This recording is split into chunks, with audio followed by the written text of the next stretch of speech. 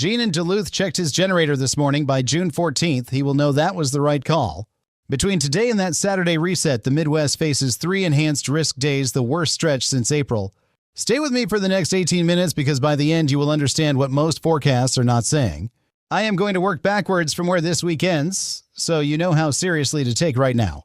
At the 10-minute mark, I will show you a mid-June temperature signal that has no precedent in the modern record. And the hurricane season assessment I close with is the most honest one I have given all year. But first, the shape of the whole week, because context changes how much preparation you decide to do today. Tuesday, June 9th, Wednesday, June 10th, Thursday, June 11th, enhanced risk on all 3, same corridor. Thursday ends with Chicago and Milwaukee inside a high-ceiling tornado threat and 12 million people in the corridor. Wednesday puts the Twin Cities and all of Wisconsin into a 50% tornado probability zone for the first time this year. Tuesday fires the opening shot across the Dakotas with a 10% hatched tornado risk from Bismarck to Fargo. Today, Monday, June 8th, is the last quiet window before that sequence, the last day to have a plan. That is the week. Now let me move forward day by day so you know exactly when it becomes your turn.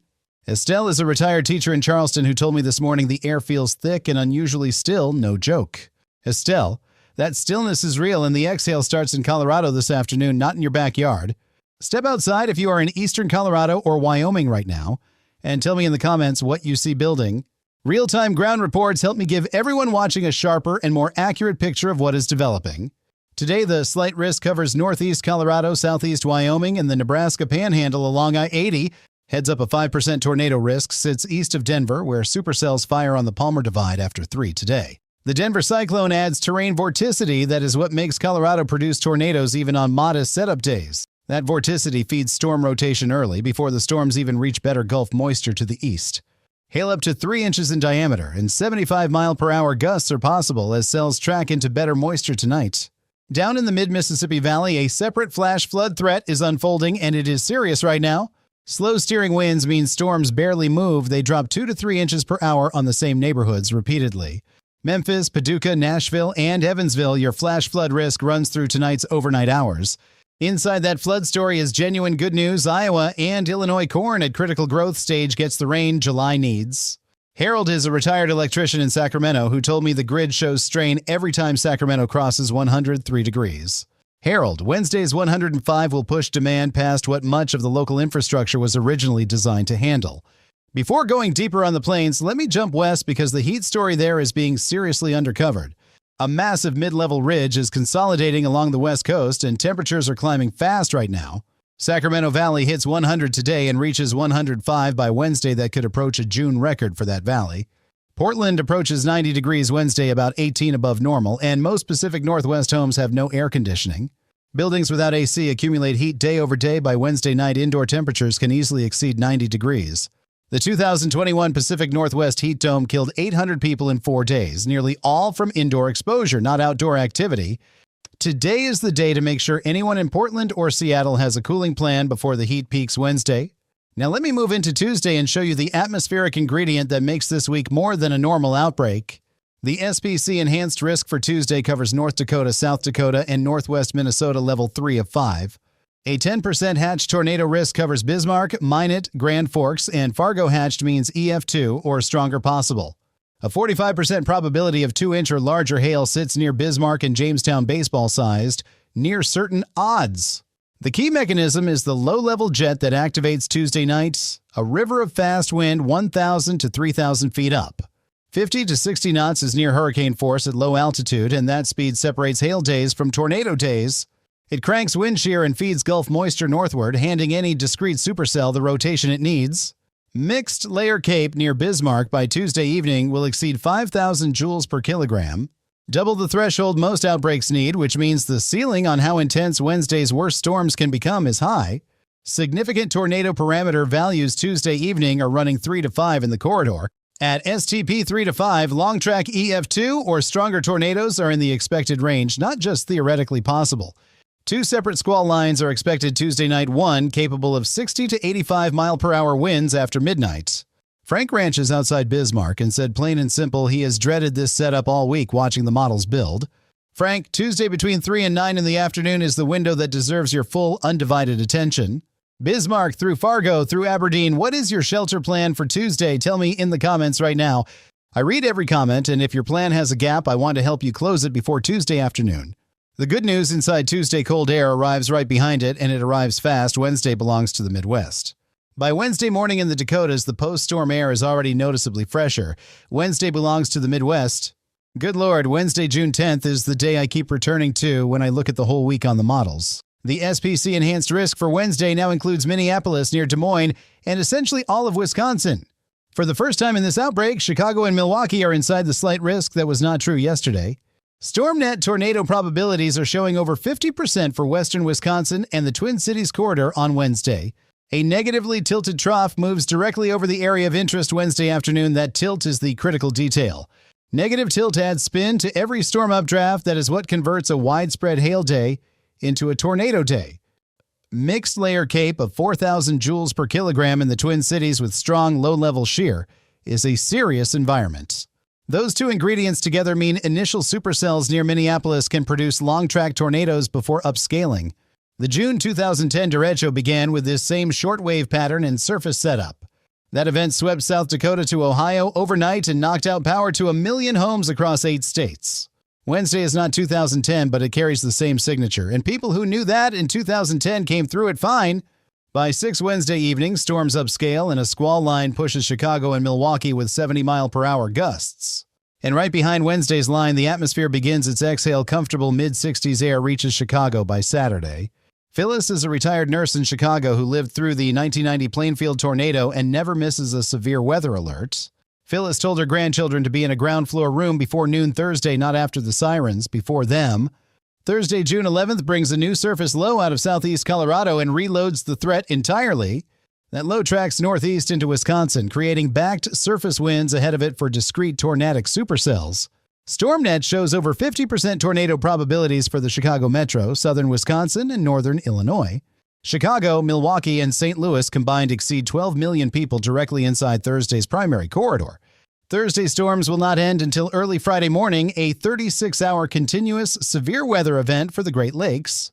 Friday brings the cold front east to Pittsburgh and West Virginia with a lower-end wind and hail threat. Now here's the 10-minute promise, the mid-June temperature signal that stopped me when I first pulled it up. After Thursday, the models do not show a warm recovery. They show a genuine Arctic intrusion from near the pole. A positive PNA pattern stacks a ridge over the western United States and forces that Arctic air southward and eastward. That ridge deflects the jet stream southward, which means Chicago sees low 60s and Minneapolis near 58 degrees in June. In the third week of June, a high temperature of 58 degrees in Minneapolis has no modern analog I can find. Temperatures across the Midwest will run 10 to 15 degrees below normal from June 13th through June 21st. The European Ensemble and GFS have both trended deeper and colder on this trough, with each successive run for 3 days. Consistent run-to-run deepening in the same direction is not model noise, that is the atmosphere committing to a pattern. The Climate Prediction Center has issued high-confidence below normal temperature guidance for that same week. The last comparable mid-June Arctic intrusion in observational data was the early 1970s honest-to-goodness, not normal June. And what this means for severe weather, the threat reorganizes southward toward the southern plains and Gulf states after Thursday. Virginia is a retired climatology professor in Minneapolis who searched her records and found no true June analog for this. Virginia, you're right, this is genuinely unusual, and after the week ahead of you, that cool down will be well earned. If your household in the Midwest or Northern Plains has no shelter plan for Tuesday, fix that today, not tomorrow. Now let me give the hurricane season the honest assessment it deserves, because most people are misreading this one. NOAA calls for 8 to 14 named storms this year, below the average of 14, and nearly every forecaster agrees. The reason is El Nino, which pumps upper-level wind shear across the Atlantic and slices the top off developing storms. That shear acts like a lawnmower blade at altitude. It makes it very hard for systems to organize into major hurricanes. In 1997, one of the strongest El Ninos on record, the Atlantic still produced a major hurricane and significant damage. In 2015, the Godzilla El Nino produced below-average activity but still spawned Joaquin, a Category 4 that hit the Bahamas. Joaquin's moisture triggered $2 billion in flooding in South Carolina from a so-called quiet hurricane season. The trap is hearing below average and stopping your hurricane preparation, and that trap has caught people before. The Gulf of Mexico is sitting on near-record ocean heat content right now, warm water extending hundreds of feet down. El Nino suppresses storms above the surface, but deep Gulf warmth waits below for any storm that survives the shear. One storm slipping through the shear and hitting that deep warm water produces rapid intensification before anyone is ready. The Gulf Coast carries a 20% major landfall chance this year, down from 27%, no two ways about it. Below average quantity does not mean below average intensity when the Gulf bathtub is warmer and deeper than in 1997 or 2015. Before the bottom line, here is something genuinely good real, not softened with, but or however. Behind Thursday's system, Canadian air drops the Midwest to the mid-60s with low humidity by Saturday, June 14th. Chicago, Minneapolis, and Detroit get 5 consecutive clear, comfortable days after the most active week since April. Iowa and Illinois corn at a critical growth stage gets 2 to 4 inches this week, exactly what July needs. And the below normal Atlantic season start gives Gulf Coast communities extra time to prepare carefully. Not in a panic. Here's your direct action list, one specific item per region, as clear as I can make it right now. Colorado and Wyoming today, Palmer Divide supercells fire after 3, shelter vehicles from 3-inch hail by 2 o'clock. Mid-Mississippi and Tennessee Valley slow-moving storms mean flash flooding through tonight, no flooded roads period. Pacific Northwest Tuesday through Wednesday, air-conditioned shelter before Tuesday evening. Check on any neighbor over 70. Northern Plains Tuesday cap breaks between 3 and 6. Enhanced risk fires know your shelter before noon, not 3. Twin Cities and Wisconsin. Wednesday, 50% tornado probability is a direct threat to your neighborhood, not a background risk. Chicago, Milwaukee, St. Louis Thursday, enhanced risk, 12 million people, utility crews pre-positioning today.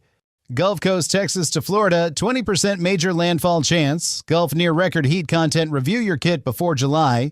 Midwest, everyone, the June 14th cool down is real, unusual, and truly earned after this week. If someone you care about is in the Northern Plains or Great Lakes, reach out today, not after Tuesday's sirens. Let me put the whole week in atmospheric context because the pattern driving it is worth understanding for one reason. The MJO Phase 8 and negatively tilted trough combination is the same pairing that drove the April 2024 outbreak. April 2024 produced 97 tornadoes in a single day across Nebraska, Kansas, and Oklahoma, flat out the same recipe. This is not a normal June. The atmosphere is running an April script, and that is why this week demands respect. Mark my words, the next 5 days will be referenced in severe weather discussions for years in the central United States. Let me spend more time on the mid-Mississippi flooding picture because it is serious and running parallel all week.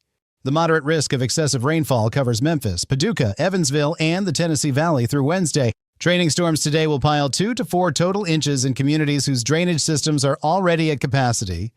The 1993 Great Midwest Flood began with this same slow steering mechanism, and it went on for weeks before it stopped. Let me also add one more layer to the El Nino hurricane picture because there is a nuance most coverage is skipping. El Nino is forecast to strengthen through the fall, meaning shear over the Atlantic may actually increase, not hold steady. El Nino warming in the Pacific fuels East Pacific storms too. And those systems dump heavy rain into Mexico and Texas. So while the Atlantic stays quiet, the western Gulf Coast faces a heavier than normal rainfall threat from Pacific origin systems. Let me be more specific on the positive picture because the numbers are truly worth looking forward to. By Saturday, June 14th, Minneapolis sees its first high below 70 degrees since Memorial Day weekend. Chicago hits a gorgeous 68 degrees with dew points in the low 50s that is open window, front porch weather.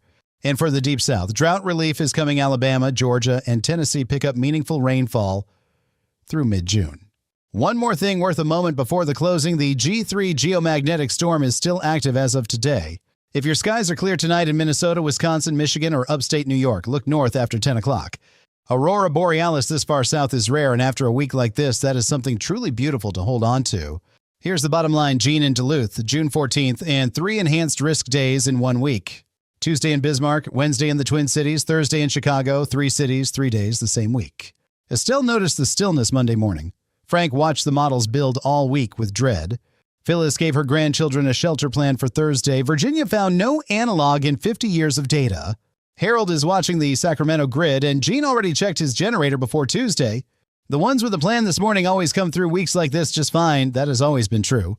Check in tonight and tell me how your area looks. I will be back tomorrow with the full Tuesday outbreak update. Take care of the people near you, and we will talk again tomorrow morning.